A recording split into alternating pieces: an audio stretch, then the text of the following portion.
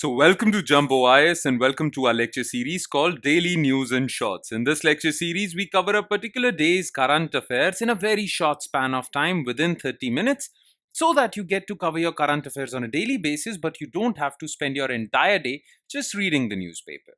Now, just spending 30 minutes by watching this lecture would be job half done because just after watching this lecture, you need to spend another 15 minutes revising this lecture as well.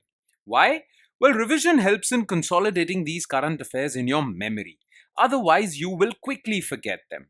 Now, you can revise these current affairs from the notes provided by us, and these notes shall be shared on our Telegram platform.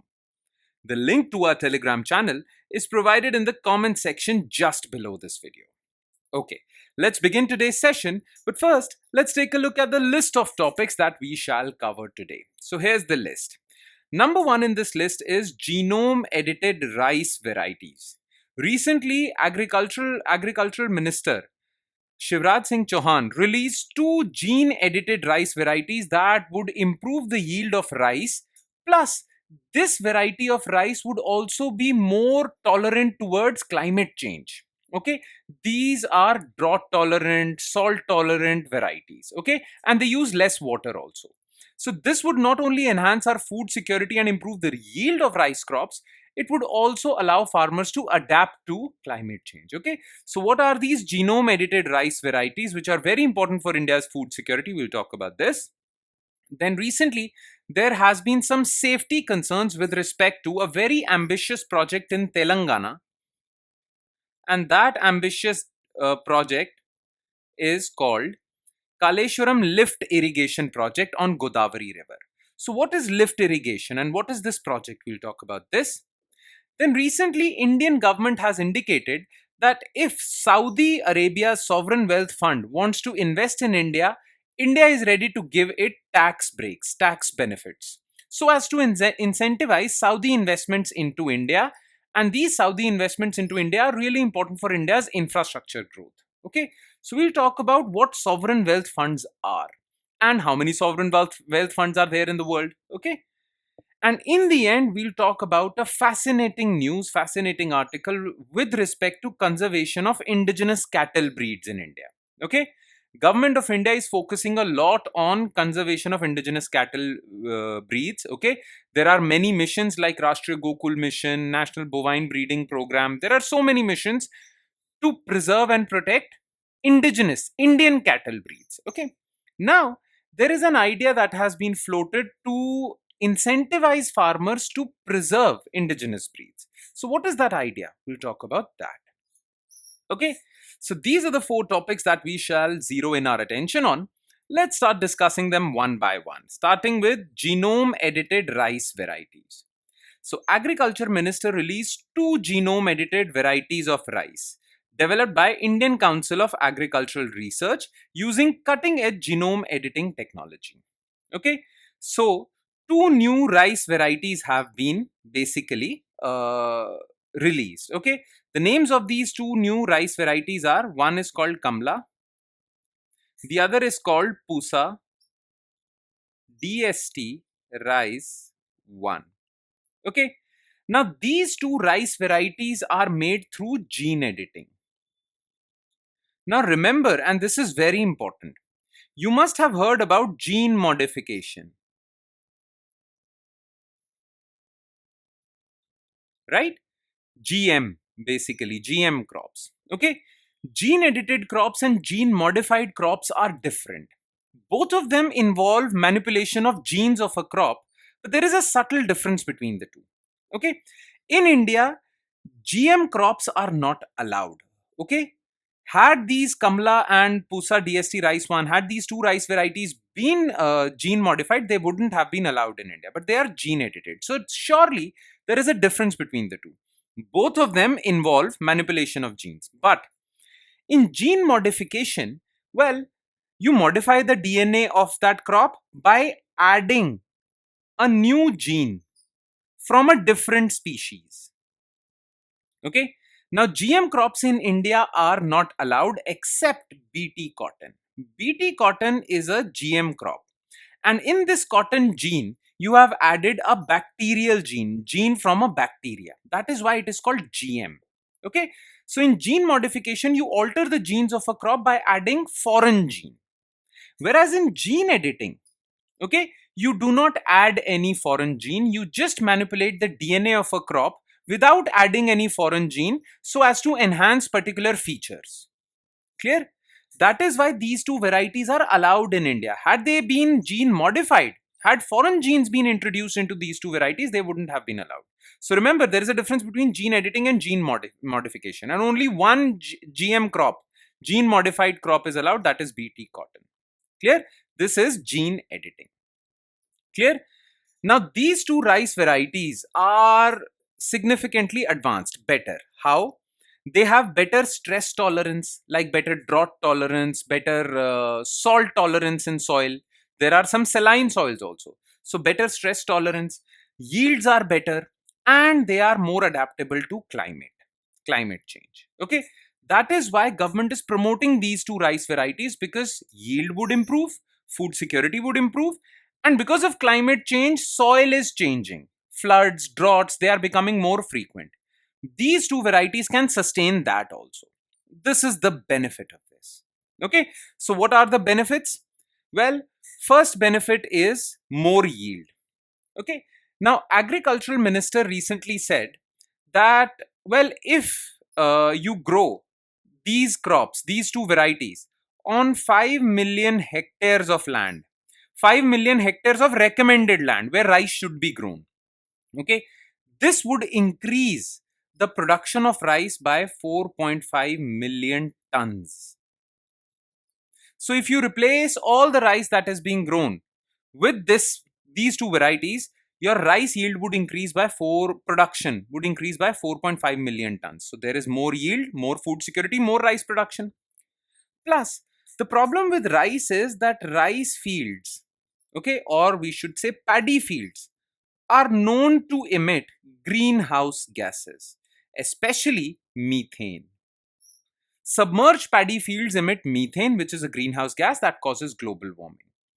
Now, Indian Council of Agricultural Research says that if you will use these two varieties on these 5 million hectare land, then this would reduce greenhouse gas emissions by 20%. So less greenhouse gas emissions. Plus, the thing is that these two rice varieties mature early. Okay. Now, rice is a water guzzling crop. It requires a lot of water. Now, because these two rice varieties will mature early, some amount of water will be saved that was used earlier for irrigation, because longer duration was there. So less water consumption. So we will save water, we will save greenhouse gas emissions, we will have more yield. These are the main benefits. Now, about the two varieties, okay. So one is called Kamla, which is actually called DRR Dhan 100. Okay. Now, this DRR Dhan 100 was created by Indian Council of Agricultural Research, Indian Rice Research Institute, Hyderabad. Okay. Now, this gene editing was done on Samba Masuri, BPT 5204. So, you gene edited Samba Masuri rice variety to create DRR Dhan 100. Okay. So, this Samba Masuri is the parent variety, which was edited to produce Kamla by Indian Rice Research Institute. Okay. Then Pusa DST Rice 1 was created by gene editing of MTU 1010. Okay, MTU 1010. And this was done by Indian Council of Agricultural Research Institute, Indian Agricultural Research Institute, New Delhi. Okay. Now, this is the fact. Okay. Kamla is better because Kamla is more drought tolerant, has higher yield, more climate adaptable. Pusa is more drought tolerant. It is also tolerant towards saline and alkaline soils. So the saline soils, which are very problematic, well, this rice variety is tolerant to that also. Yield would be high. Okay, so these are the two varieties that would not only solve the problem of food security in India because they have a higher yield, it would also adapt India's agriculture to climate change, because Because of climate change, droughts are becoming more frequent. Therefore, these two varieties are of significance because they are drought tolerant as well. Okay, so significance of this breakthrough. First of all, significance is for farmers. Look, paddy is the principal crop of Kharif season, and one third of agricultural area or one third of agricultural area under food grains is under rice, paddy. West Bengal, UP, Punjab, Odisha, AP, Telangana, Tamil Nadu, Chhattisgarh, Bihar are main paddy growing states. Okay.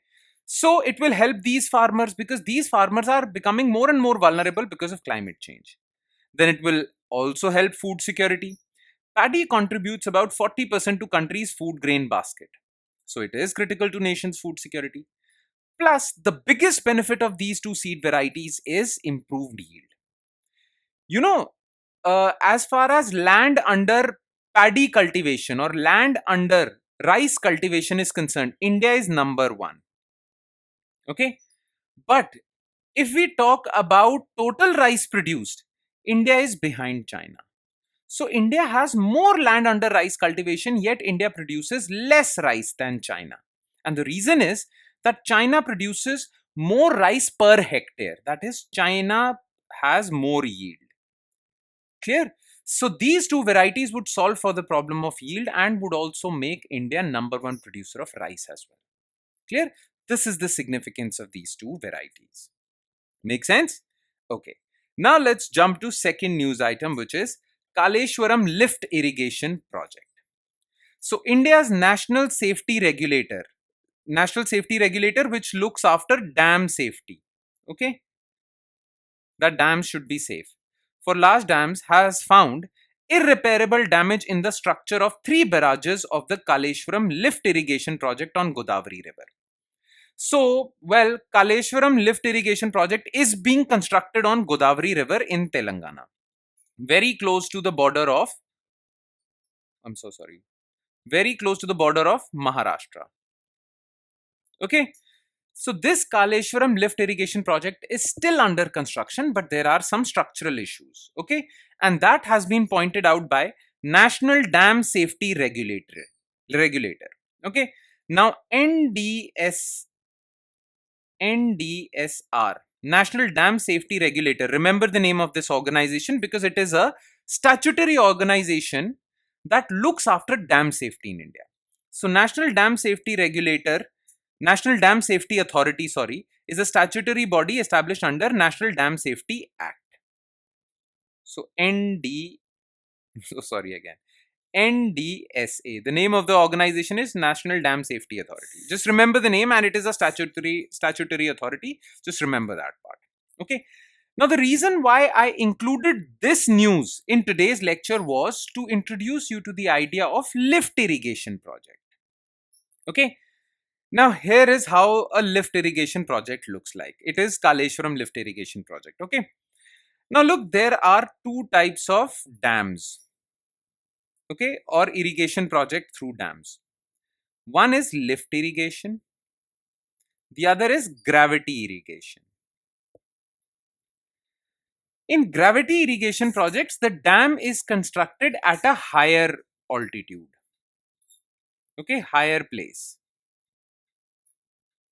And when the water is stored at this dam, well, water is transported to the fields through canals, and the water flows in those canals because of the force of gravity. Because these canals move from higher altitude to lower altitude. The fields are on a lower altitude and the dam is at a higher altitude. Clear? But there are some areas where this facility of gravity is not suitable. Why? Because the farm fields are at a higher altitude and the river is at a lower altitude. So what do? You dam the river, okay? The water gets collected.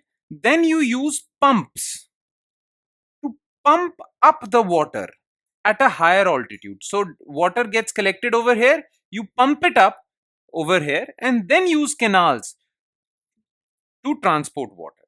So this is lift irrigation project and that is what was being constructed at Kaleshwaram. Now remember, when this project would get completed, Kaleshwaram lift irrigation project on Godavari River in Telangana would be the largest lift irrigation project in the world. Okay? And this project would provide water not just for drinking purposes, but for irrigation and industrial use as well. Okay, so this is all you need to know as far as Kaleshwaram lift irrigation project is concerned. Now let's shift our focus to third news item, which is tax breaks for Saudi Sovereign Wealth Fund. So during Prime Minister Narendra Modi's recent visit to Riyadh, as you all know, Prime Minister was in Riyadh, Saudi Arabia, when this Pahalgam terror attack took place, and he had to cut short his visit to come back to India, right? But he was in Saudi Arabia and he was signing various deals in Saudi Arabia. Now, Saudi Arabia has a fund. Saudi Arabia has a fund called Public Investment Fund. Now, in that public investment fund, there are more than $900 billion. Now, Saudi Arabia said to India that we are ready to use $100 billion from this fund to invest in India. Okay, in sectors like infrastructure, technology, and healthcare. So, Saudi Arabia, India signed a deal through which Saudi Arabia's sovereign wealth fund called Public Investment Fund would use $100 billion to invest in India. That was very good news for India. Okay, that was very good news. And to basically incentivize these Saudi investors more, India said that the investments made through this fund would be given some tax benefits. Okay, so as to encourage them to invest more. Okay, now the reason why I added this news was because I wanted you to get introduced to this idea of sovereign wealth fund. Okay, now remember, you know what is a fund. Okay, fund is a pool of money. Clear? Wealth fund, well, the thing is that wealth is, well, everyone has wealth. Okay, some people have wealth, some people have more wealth, some people have less wealth. Okay, what is sovereign? Sovereign means government. So if you combine these three words, you will get government wealth fund. Okay, what do we mean by that? The money of government, okay, the wealth of government is used to create this fund, and this fund is then used to make investments. That is what a sovereign wealth fund is. So sovereign wealth fund is that wealth fund that is made out of government's money. Okay, now that government's money can be from its forex reserves, okay, can be from its tax revenue. There are some governments that like Saudi Arabia that have earned a lot of money by selling oil, right? Crude oil. There are some sovereign wealth funds who have earned money by selling various commodities, right? So money from government's wealth is known as sovereign wealth fund, and it is used to make investments to earn for more money. Clear? Now the name of Saudi Arabia sovereign wealth fund is Public Investment Fund. Now there are various sovereign wealth funds around the world. Okay, as you can see on this, there are many sovereign wealth funds around the world. The largest sovereign wealth fund is that of Norway. Okay, Norway also produces a lot of oil and gas, and Norway's government has sold that oil and gas to create its wealth, and from that it created a sovereign wealth fund of around $1 trillion. So remember, the largest sovereign wealth fund is that of Norway. Then there are various sovereign wealth funds. There is a Chinese, Singaporean, Abu Dhabi Investment Authority of UAE, Saudi Arabia's Public Investment Fund. So there are various sovereign wealth funds. Clear? But remember, the largest one is not Saudi Arabia's, Norway's. Clear? Makes sense? That is all. That's all you need to know. Rest you will find some extra information in your notes with respect to sovereign wealth fund. So read the definition of sovereign wealth fund from the notes. Okay, make sure you do that. Clear? That's all you need to know as far as the understanding part is concerned.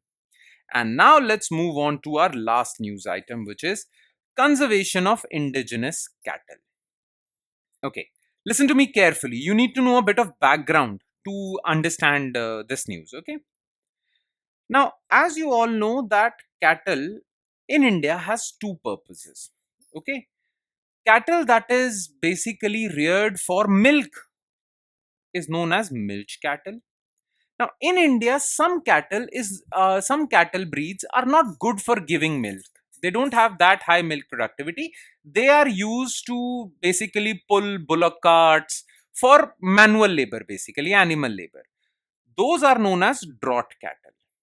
Those which are not used for milk but for labor purposes. Okay. Now the thing is that India has a tropical climate mostly. Okay. And because of that, well, cattle in India is not known for its milk productivity. It is said that cattle of temperate regions, colder regions, have higher milk productivity. So the indigenous breeds of cattle in India, okay, like Gir, Red, Sindhi, Sahibal, Tharparkar, Kankrej, Ongol, Rathi, these are the indigenous breeds of cattle in India. They are not known for their milk productivity. Okay, I mean, they have milk productivity, but that is not high. Cattle of colder areas, okay, temperate regions have high milk productivity. Now, India wanted to increase its milk production. So, what did India do? First of all, India started using imported breeds of cattle. So, cattle dairy farmers of India started using imported breeds like Jersey, Holstein, okay, these imported breeds. They had a high productivity, milk productivity. But the problem with imported breeds was that they were not suitable for hot Indian climate. They were suitable for colder climate. So they used to fall sick every now and then. So what did India do? India crossbred these imported breeds with Indian breeds and created crossbred cattle. These crossbred cattle, well, they had the disease immunity of Indian breeds and they had yield of foreign breeds. So it was a win-win situation. Clear? So most dairy farmers in India now either use imported breeds or crossbreeds for high milk productivity because milk productivity of indigenous breeds is not that high. Now, this was okay, but the problem was that because most dairy farmers started ignoring Indian breeds, these Indian breeds became neglected and their population numbers started to dwindle. Now, India wants to conserve these indigenous breeds. Okay, we want to conserve these indigenous breeds, and for that purpose, we have launched so many missions. Okay, so many missions, Rashtriya Gokul Mission, National Bovine Breeding Program, many other things. Okay, but recently, an expert has said that if you really want to conserve indigenous breeds and you do not want a complete takeover of imported or cross breeds, then you should allow Indian farmers to export the semen or germplasm of Indian breeds abroad. Okay, and what is the logic behind that? Look, currently the situation is that exports of both live bovine and their germplasm, export of cows, okay, Indian cows and their germplasm, their semen and all from India are under restricted list. You can export Indian cows or their germplasm only by getting a license from Director General of Foreign Trade, and you get that license only on the recommendation of Department of Animal Husbandry, and that is very restrictive. That is why most Indian dairy farmers are unable to export cows or export their germplasm. Clear? Now, the expert has said that if you will allow Indian farmers to export Indian cows or Indian cows germplasm, then that would give them incentive to keep Indian cows. Currently, because of low milk productivity, most dairy farmers are not keeping Indian breeds. Because they are not keeping Indian breeds or breeding them, well, Indian breeds are getting neglected. But if you'll allow them to export their germplasm, then that would basically give them a financial incentive to keep these Indian breed cows, to breed them and to conserve them also. Okay, you understood the whole point. Now, is there any demand for Indian cattle breeds abroad? Yes, there is. Okay, high demand in other countries. Brazil is home to largest cattle population, and Brazil creates crossbred, or Brazil has a lot of crossbred cows. Now, in crossbred cows, okay, it breeds Brazilian cows with Indian breeds. Brazil has a high demand for Gir and Kankrej cows because it uses their germplasm to crossbreed and create hybrid cows. Clear? Similarly, Brahman beef cattle, which is bred in USA, was imported from India, from Gir and all. Make sense? So there is high demand. Because there is high demand, farmers can get a good price of selling bull semen or germplasm. So that would give them incentive to basically keep these cows. Because currently, indigenous cows yield 1000 to 2500 kg per year milk. Okay? Whereas crossbreds yield around 500 kg per year. And Holstein Friesian, the imported breeds give around 8000 per kg yield. So why would farmers use these cows unless they can use them to export their germplasm, which is in high demand in Brazil and USA? So if you really want to save indigenous cow breeds of India, cattle breeds of India, well, allow their germplasm exports. That is something in the news. Now, I included this news item for you to remember some of the Indian cattle breeds. Remember Gir, Red Sindhi, Sahiwal, Tharparkar. Okay, and Kankraj also. Make sense? All right. And with that, we conclude today's session. Thank you so much for watching, everyone. And I'm sure it has added value to your preparation, but it would add more value. I say this every time. It would add more value if you revise this lecture as well. Please do not forget to revise it. And on that note, I'll be signing off with the promise of seeing you again with another set of news items. Thank you, everyone.